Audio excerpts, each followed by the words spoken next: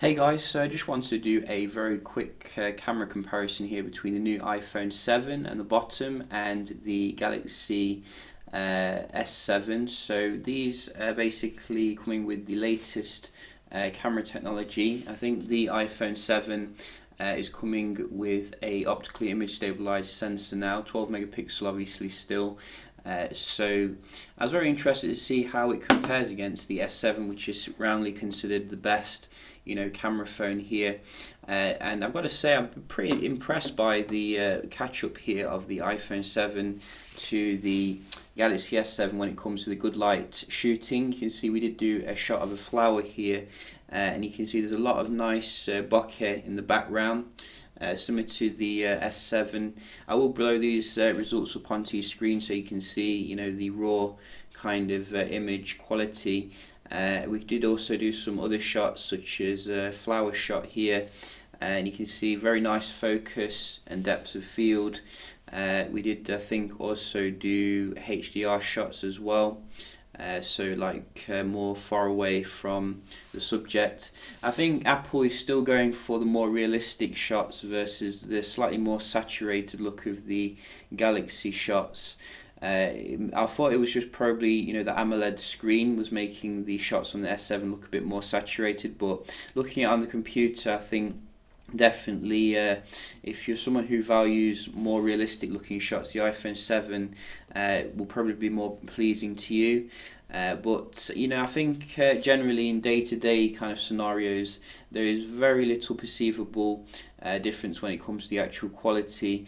Maybe if you zoomed in, looking at the background contrast, the new iPhone seems to handle that a little bit better, I've noticed, particularly in indoor lighting scenarios where the S7 can be a little bit overexposed when it comes to background lighting. But nevertheless, when we come to the lower light scenario, I think this is where the Galaxy S7 still holds its own, thanks to that 1.7 aperture. Obviously the iPhone's is only 1.8, so I probably would have liked to have seen it to be matching the S7's amazing aperture level.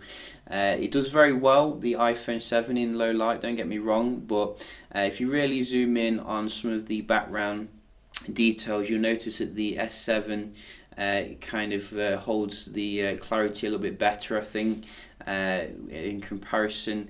That's just based upon some of these images I have done. Obviously, there might be times where the iPhone does a little bit better, where it is quite variable on several different conditions, but I just like to take the phones out, do auto shooting. I'm not really bothered about using the pro mode, and I don't think 90% of people are. I think most people will be happy, however, with the improvement of the iPhone 7 over the iPhone 6s, which had the f2.0 aperture, and they're going to get very good results nevertheless.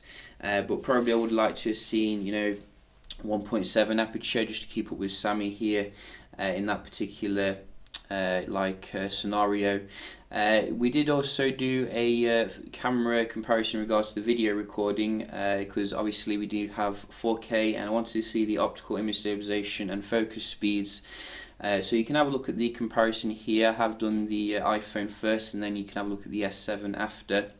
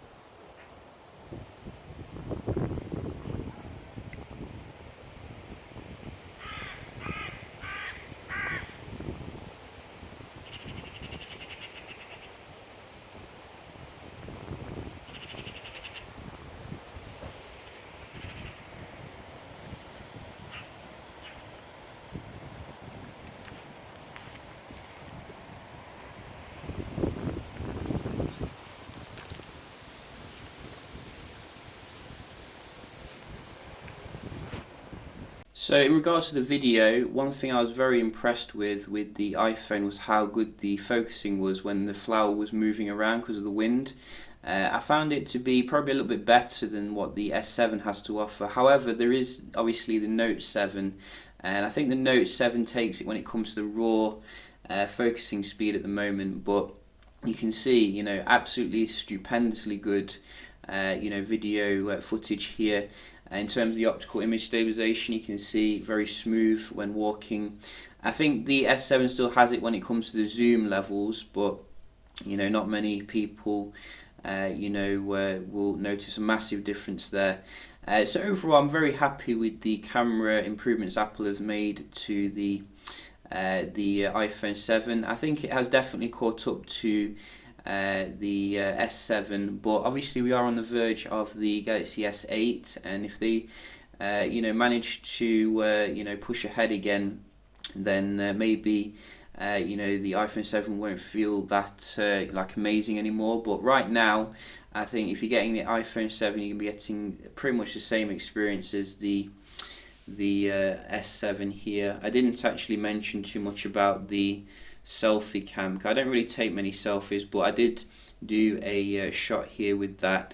I think it's 7 megapixels now, and I noticed it to be quite nice. Not massively different from the S7 here. Maybe it handles the background exposure a little bit better, but either way, you're going to get good selfies here with this front-facing camera.